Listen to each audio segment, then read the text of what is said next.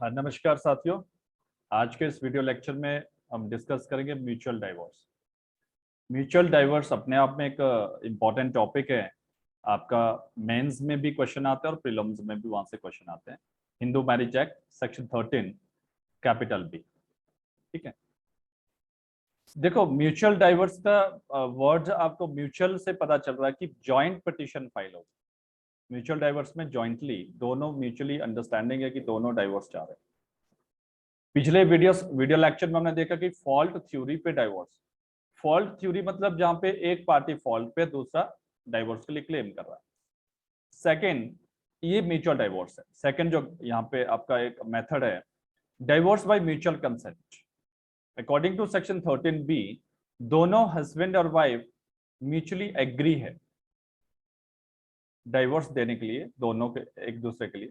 तो then in that case क्या होता है, subject to the provision of this act, a petition for dissolution of marriage by the decree of divorce may be presented to district court by both the parties। अब देखो both the party मतलब joint petition file करोगे, joint petition file करोगे to a marriage together whether such marriage was solemnized before or after the commencement of this act, commencement of marriage law amendment 1976, on the ground that they have been living separately for a period of 1 year or more, that they have not been able to live together, and they have mutually agreed that the marriage should be dissolved।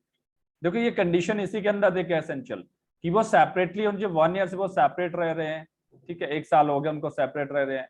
And second thing, they are not able to live together, कि वो एक साथ नहीं रह सकते हैं। They are not able and they have mutual agree, that is very important. दोनों mutually agreed है कि हम डाइवोर्स देना चाहते हैं एक दूसरे को, that the marriage should be dissolve, कि उनकी मैरिज डिसॉल्व होनी चाहिए।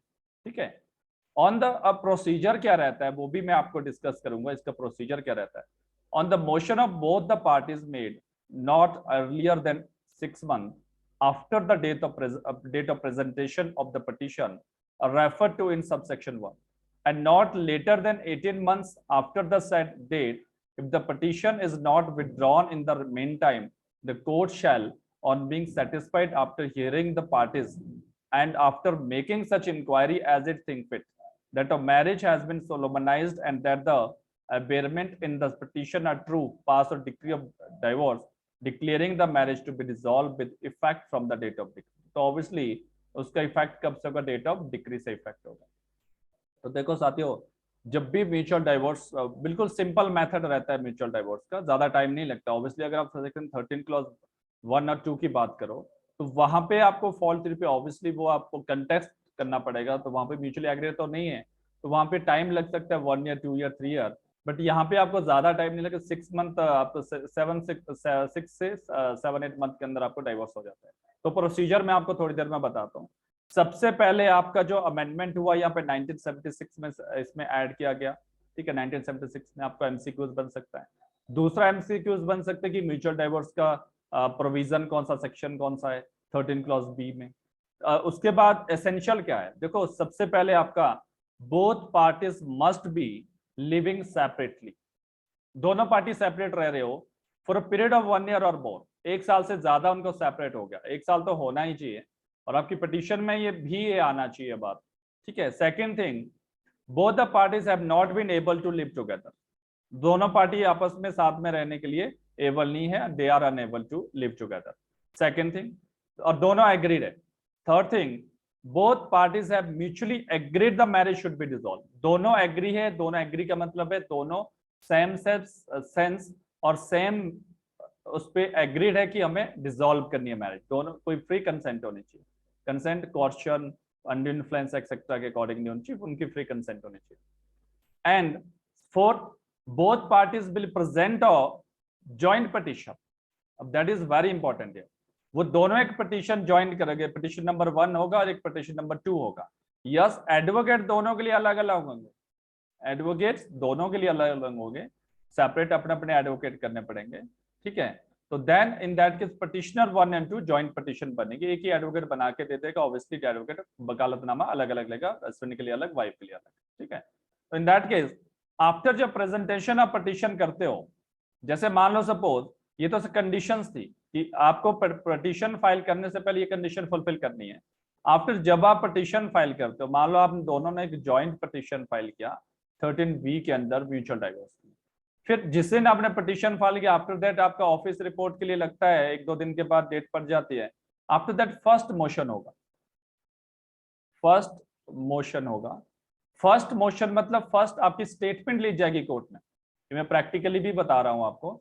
अब दोनों हस्बैंड और वाइफ की यहाँ पे स्टेटमेंट ली जाएगी, उनसे पूछा जाएगा कि whether they are ready for that और नॉट, ठीक है, क्या वो कंसेंटेड है, कोई प्रेशर और दबाव तो नहीं है दोनों के ऊपर एक्सेट्रा, वो सारी स्टेटमेंट रिकॉर्ड कर दी जाएगी। आफ्टर दैट आपका 6 मंथ का टाइम दिया जाएगा, 6 मंथ का टाइम दिया जाएगा, क्योंकि कोर्ट, मैंने आपको पहले प्रीवियस वीडियो लेक्चर में भी बताया होगा कि कोर्ट कभी नहीं चाहता है कि हस्बैंड वाइफ डाइवोर्स ले, बिकॉज कोर्ट तो हमेशा चाहते हैं कंपैटिबल हो, सोसाइटी को गलत मैसेज ना जाए, इससे सोसाइटी में गलत इम्पैक्ट पड़ता है। तो आपको 6 महीने का टाइम दिया जाए, कि हो सकता है समटाइम मिसअंडरस्टैंडिंग से या गुस्से में हस्बैंड वाइफ ये कदम उठाए, तो इन दैट केस कोर्ट आपको टाइम देगा रीथिंकिंग के लिए, कंसिलेशन के लिए, ठीक है, जिसको हम कूलिंग पीरियड बोलते हैं, कूलिंग पीरियड बोलते हैं इसको। तो 6 मंथ के सीधे जैसे ये डेट पड़ी आपकी, उसके बाद 6 मंथ की डेट पड़ी, आफ्टर 6 मंथ सेकेंड मोशन होगा। और बहुत सारे केसेस में कई कुछ कॉम्प्रोमाइज हो जाता है, तो ऑब्वियसली वो विड्रॉल कर देंगे पिटीशन, वो हैप्पीली अपने रह सकते हैं साथ में। लेकिन मान लो 6 मंथ के बाद आपके बीच कोई कॉम्प्रोमाइज नहीं हुआ, कोई कूलिंग, उस कूलिंग पीरियड में कोई आपके बीच कोई कॉम्प्रोमाइज नहीं और रिजम्पशन नहीं हुआ, तो आफ्टर 6 मंथ जब सेकेंड मोशन होगा, जो डेट पड़ी होगी कोर्ट, जो हियरिंग होगी, उसमें फिर से आपकी स्टेटमेंट ली जाएगी। वही सेम एक बार फिर से आपसे पूछा जाएगा कि आप प्रेशर एक्सेट्रा, जो स्टेटमेंट पहले हुई थी रिपीटेड हो जाएगी, तो आप वह स्टेटमेंट दे दोगे, ठीक है। आफ्टर दैट आपका डाइवोर्स हो जाएगा, आपका डिक्री हो जाएगा, डाइवोर्स डिक्री आपको मिल जाएगी, ठीक है। तो इन दैट केस, समझ गए, तो इन दैट केस आपका डाइवोर्स वहां पर ये प्रोसीजर रहता है। लेकिन अकॉर्डिंग टू सेक्शन 13B, जो 6 मंथ का cooling period that is mandatory, ठीक है, ये मैंडेटरी था पहले, डायरेक्टरी नहीं था, आपको 6 मंथ वेट करना ही पड़ेगा। लेकिन आफ्टर दैट क्या हुआ कि एक जजमेंट आया सुप्रीम कोर्ट का। अब सुप्रीम कोर्ट का जजमेंट का नाम आप लिख सकते हो, Amardeep Singh versus Harveen Kaur. Very important है, आपको मेंस में भी आपको ऐड करना चाहिए, समटाइम इसी पे आपको क्वेश्चन आ जाता है कूलिंग पीरियड पे। हरवीन कौर 2019 सुप्रीम कोर्ट, इस जजमेंट में सुप्रीम कोर्ट ने बोला कि जो कूलिंग पीरियड 6 मंथ है that is not directory, sorry that is directory, that is not mandatory, कि discretion power of the court है, कोर्ट यहाँ पे फ्री है। कोर्ट अगर चाहे तो अपनी पावर को एक्सरसाइज करके 6 मंथ के बिटवीन भी डिक्री पास कर सकता है। सेकंड मोशन जरूरी नहीं कि वो 6 मंथ का वेट करे, तो it is not necessary now after that judgment. अब ये discussion power of the court है, लेकिन आज भी प्रैक्टिकली अब देखो 6 मंथ का वेट कोर्ट करता है, लेकिन यस, कोर्ट के पास ऑप्शन है कि वो विद इन 6 मंथ भी आपको सेकंड मोशन करवा सकता है, लेकिन बिफोर दैट तो मैंडेटरी था, बट अब ये डायरेक्टरी है, ठीक है। तो दिस इज ऑल अबाउट आपका जो डाइवोर्स ऑन द म्यूचुअल, जो डाइवोर्स होता है उस पे। लेकिन आपका ये याद रखना, यहाँ पे लिखा सेकंड क्लॉज में 18 मंथ से पहले, 6 मंथ जो सेकंड मंथ है, 6 मंथ और 18 मंथ से बीच में आपका सेकंड मोशन होना चाहिए, but that is not hard and fast rule. आपके बेरक्ट में दिया हुआ हितेश भटानगर केस वाला, ठीक है, दीपा भटानगर आपके बेरक्ट में दिया होगा, ठीक है। तो दैट इज नॉट फास्टर, वो ये है कि ये स्पीडी डिस्पोजल के लिए। कई बार क्या होता है, मान लो 6 मंथ का पीरियड आपने वेट किया, 6 मंथ के बाद सेकंड मोशन लगा, उस दिन कोर्ट क्लोज था, तो वो हॉलीडे थी, या मान लो कोविड लग गया, तो आफ्टर दैट क्या होता है, सेकंड मोशन की डेट एक्सटेंड होगी या कंसिडरेशन हो गया। मैक्सिमम यहाँ प्रॉब्लम रहती है कि जहाँ पे हस्बैंड वाइफ का कोई बेबी है, अगर सन और डॉटर, वहां पे थोड़ा सा कंसिडरेशन का मैटर रहता है। वहां जरूरी कि 6 मंथ के बाद फर्स्ट सेकंड मोशन एकदम आपका हो जाए, हो सकता है 1-2 पेशी आपकी 1-2 हियरिंग और हो जाए वहां पे, हो सकती है कंसिडरेशन, क्योंकि वेलफेयर ऑफ द चाइल्ड भी देखना है, वेलफेयर ऑफ द चाइल्ड भी देखना। हस्बैंड वाइफ तो डिसॉल्व करे मैरिज, तो चाइल्ड का देखना, चाइल्ड किसके साथ रहेगा, कस्टडी कहाँ रहेगी, उसका वेलफेयर वेलबींग कहाँ पे अच्छा रहेगा, तो वो सब कंसिडरेशन यहाँ पे होता है, ठीक है। बट ये 18 मंथ से ऊपर भी जा सकता है, 18 मंथ के बीच में भी सेकंड मोशन हो सकता है, कोई हार्ड एंड फास्ट रूल है, इट्स नॉट कंपल्सरी कि 18 मंथ के 18 मंथ के अंदर होना चाहिए। तो दिस इज ऑल अबाउट आपका mutual divorce. But third ground, irretrievable breakdown of marriage, देखो irretrievable breakdown of marriage Hindu marriage act के अंदर कोई भी प्रोविजन प्रोवाइड नहीं कर रखा है। हिंदू मैरिज एक्ट के अंदर फॉल्ट थ्योरी है section 13 and 13B of mutual divorce. लेकिन इरिट्रेबल ब्रेकडाउन में ओरिजिन फ्रॉम द ये लॉ कमीशन की रिपोर्ट थी। आफ्टर दैट एक केस आया था नवीन कोहली नीलू कोहली, नवीन कोहली वर्सेस नीलू कोहली, ठीक है। तो 2006 का जजमेंट है। तो उसमें बोला गया कि यस, अगर हस्बैंड और वाइफ के बीच कंपैटिबिलिटी नहीं है, उनकी टोटली उनकी मैरिज ब्रेक डाउन हो चुकी है, टोटली ब्रोकन डाउन है, वो नॉन रिपेयरेबल है, रिपेयर हो नहीं सकती है, तो इन दैट केस सुप्रीम कोर्ट के पास पावर है आर्टिकल 142 इस ग्राउंड पे डाइवोर्स मिल जाएगा, इरिट्रेबल ब्रेकडाउन पे में। लेकिन डिस्ट्रिक्ट कोर्ट है वो नहीं देंगे आपको डाइवोर्स इस ग्राउंड में, बिकॉज डिस्ट्रिक्ट कोर्ट और जो फैमिली कोर्ट है वो तो ऑब्वियसली आपका जो ग्राउंड मेंशन है हिंदू मैरिज एक्ट में उसी ग्राउंड पे देंगे। लेकिन यहाँ पे सुप्रीम कोर्ट के पास पावर है। मान लो समटाइम क्या होता है, ठीक है, 10 साल हो गए, 10 साल हो गए हस्बैंड वाइफ अलग रह रहे हैं, तो कोर्ट को लगता है कि 10 साल के अंदर इनका कंपैटिबिलिटी नहीं हुई है, इनकी मैरिज टोटली ब्रोकन डाउन हो गए, तो दैट केस तो सुप्रीम कोर्ट डाइवोर्स ग्रांट कर लेता है। ठीक है, कई बार क्या होता है, मान लो आपने डाइवोर्स की पिटीशन फाइल किया, हस्बैंड वाइफ ने पिटीशन फाइल किया, तो लोअर कोर्ट ने रिजेक्ट कर दिया, ठीक है। आफ्टर दैट फिर हाई कोर्ट चले गए, हाई कोर्ट में पिटीशन अपील में चले गए हस्बैंड, सॉरी वाइफ, तो इन दैट केस हाई कोर्ट ने अलाउड कर दिया।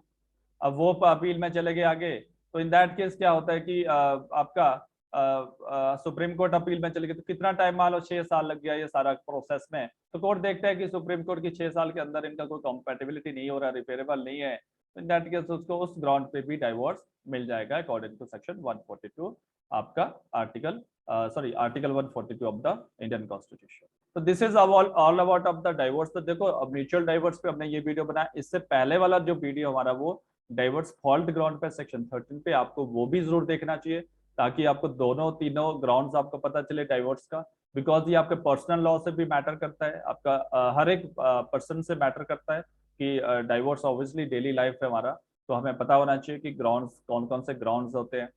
तो नेक्स्ट वीडियो लेक्चर हम डिस्कस करेंगे others provision of the Hindu marriage act, ठीक है। एंड आप बने रहिए हिमालयन जुडिशियल कोचिंग इंस्टीट्यूट के साथ। और अगर आप इसके एमसीक्यूज, हिंदू मैरिज एक्ट के एमसीक्यूज या अदर सब्जेक्ट के एमसीक्यूज जो भी हम वीडियो लेक्चर अपलोड करें यूट्यूब पे, या और ये वीडियो लेक्चर हम हमारे इंस्टीट्यूट की ऐप है उस पर भी आपको ये एक जगह मिल जाएंगे, सारे video lecture free of cost वहां भी रहेंगे। और वहां पे आपको बेनिफिट है कि आप वहां पे एमसीक्यूज प्रैक्टिस कर सकते हैं, every and each and every subject की, हर एक सब्जेक्ट की आप एमसीक्यूज प्रैक्टिस कर सकते हैं, जो कि ज्यादा इंपॉर्टेंट है आपके लिए, क्योंकि डायरेक्ट आप रिवीजन कर रहे हो साथ में एमसीक्यूज आप करोगे तो ज्यादा बेनिफिट है, मतलब सोने पे सुहागा है। तो इसलिए आप हमारी ऐप को डाउनलोड कर दीजिएगा, डिस्क्रिप्शन में आपको लिंक मिल जाएगा, या आप प्ले स्टोर पे जाके भी डायरेक्ट वहाँ पे आप Himalayan judicial coaching institute type कर देना, वहाँ पर आपको आ जाएगा, तो वहाँ पे आपको सर्च में मिल जाएगा और वहाँ पे आप इंस्टॉल कर सकते हैं। क्योंकि ऐप पे आपको काफी फायदा है कि एक एक प्लेटफॉर्म पे आपको मिल रहा है सारी चीजें, आपको वीडियो लेक्चर भी वहाँ पे मिल रहे हैं, इवन पीडीएफ फॉर्म में आपको नोट्स वहाँ पे मिल रहे हैं, लॉ नोट्स, लेटेस्ट जजमेंट्स आपको वहाँ पे मिल रही है, और साथ में एमसीक्यूज प्रैक्टिस वहाँ पे मिल रही है। और टाइम टाइम पे हम फ्री ऑफ कॉस्ट के जो क्रैश कोर्स है या कोई आंसर राइटिंग कोर्स है वो हम वहाँ पे आपको नोटिफाई करते रहते हैं। तो वहाँ पे आपको कुछ बहुत सारी फ्री ऑफ कॉस्ट, जिन्होंने कोचिंग कर रखा है, मान लो कहीं और इंस्टीट्यूट से कर रखा है, वो भी ज्वाइन कर सकते हैं, क्योंकि आपको प्रैक्टिस, ऑब्वियसली देखो यार, नॉलेज कहीं से भी ले लो, नॉलेज तो नॉलेज ही है, ठीक है। आप मुझसे पढ़ रहे हो, किसी और से पढ़ रहे हो, यूट्यूब से पढ़ रहे हो या कोचिंग सेंटर से पढ़ रहे हो, पढ़ाना तो लॉ ही है। तो आपको तो बेस्ट से बेस्ट है कि आप ये जो हम मैं डायरेक्ट रिवीजन आपको करवा रहा हूँ, ये आपको जस्ट आपका एक क्विक रिवीजन है, मतलब कम टाइम में आप कैसे डायरेक्ट रिवाइज कर लोगे। अब मैं ट्राई करता हूँ कि कम टाइम में आपको ये सारी चीजें प्रोवाइड करो, क्योंकि ऑब्वियसली म्यूचुअल डाइवर्सिटी जब मेन कोर्स फाउंडेशन कोर्स की बात करें, वहां पे पूरा दिन लग जाता है, मतलब पूरा दिन एक लेक्चर है इसका 2 आवर का, तो पूरा, अब सोचो अब 2 आवर में कितना करवाऊंगा मैं, उसमें डिक्टेशन भी होगा, एवरीथिंग होगा, फिर नोट्स बनेंगे, आपके बुलेट नोट्स बनेंगे एक्सेट्रा। बट यहाँ पे इतना हमारे पास टाइम नहीं होता है कि हम पूरा आपको वहाँ पे म्यूचुअल डाइवर्स पे पूरा डिक्टेशन वगैरह हम करवा सके। उसके लिए तो आपको फाउंडेशन कोर्स ही ज्वाइन करना पड़ेगा हमारा। लेकिन यस, अगर आप प्रीलिम्स पर्पज से, कई बार क्या होता है कि आपके पास इतना टाइम नहीं होता है, प्रीलिम्स का पेपर सामने आने वाला है, तो आप डायरेक्ट प्रोविजन यहाँ से कर सकते हो, आपको बहुत ज्यादा हेल्प यहाँ पे मिल सकती है प्रीलिम्स वगैरह की, या थोड़ा कॉन्सेप्ट क्लियर करने के लिए। तो धन्यवाद।